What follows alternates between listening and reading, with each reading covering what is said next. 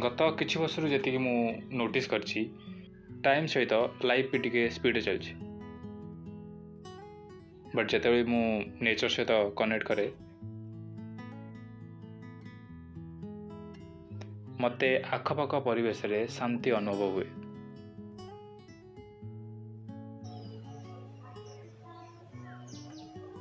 I mean grounded type रो लगुच gravity feel हुए जेतबे ground रे पाद रुए।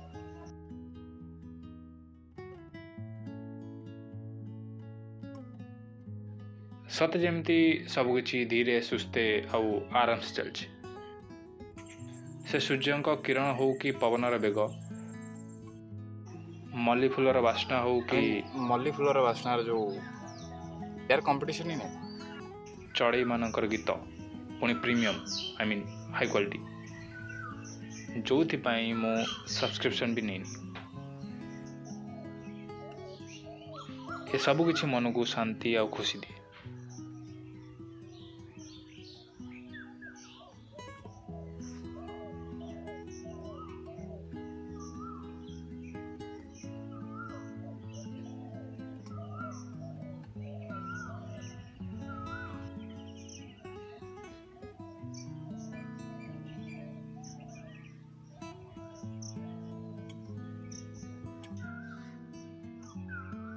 छोट बड़े मुझे गोटे जिन पढ़ी कि जेतिक भी लिविंग बीइंग अच्छा माने मनुष्य जिन से भितर एनर्जी थाए।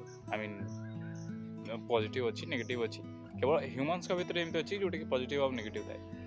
ट्रीज मान भितर जो गछ अच्छी लता अच्छी सब से भितर पॉजिटिव एनर्जी थाए। तो आप जो छुअंती क्या भी टच करती तो एनर्जी ट्रांसफर हुए। आटा तो बहुत ठंडा ठंडा लगुच, ठीक अच्छे। तो जो आप फील करेंगे आप जानवे जी से काइंडनेस आउ patience, resilience and A quite kind of wisdom ये सब जिन को आमको आई मीन ह्यूमन्स को शिखा दरकार आ निज लाइफ रे अप्लाई भी करा दरकार।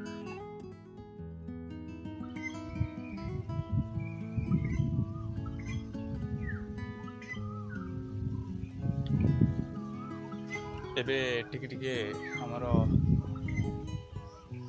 हाँ देखा कड़ा गुरा आउ मात्र किछ दिन आई मीन मासे दिमास। I mean I am thankful to the nature कि मो पाखे सब अच्छी आ मु फील कर पार्छि ए सब, कारण समस्त पाखे आई मीन न थाए फ्रेश एयर हो कि पाद को लगी रही घास आउ शुद्ध पानी पवन।